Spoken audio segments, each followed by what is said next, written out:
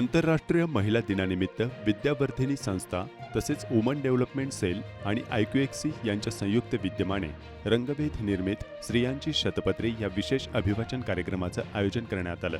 राजधानी सभागृहात पार पडलेल्या या कार्यक्रमात 1850 ते 1950 या कालखंडात स्त्रियांनी लिहिलेल्या पत्रांचे अभिवाचन सादर करण्यात आले।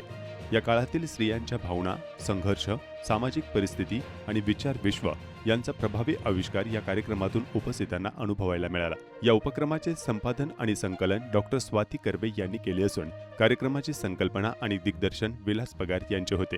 या अभिवाचनात दीपाली शहाणे, नमिता तेंडुलकर कुडाळकर, नेहा केणी सैंदाणे, सुमित्रा देवधर आणि सागर रानडे या कलाकारांनी सहभाग घेतला होता। आंतरराष्ट्रीय महिला दिनानिमित्त आयोजित या कार्यक्रमाला विद्यार्थी, प्राध्यापक आणि साहित्यप्रेमी यांचा उत्स्फूर्त असा प्रतिसाद लाभला।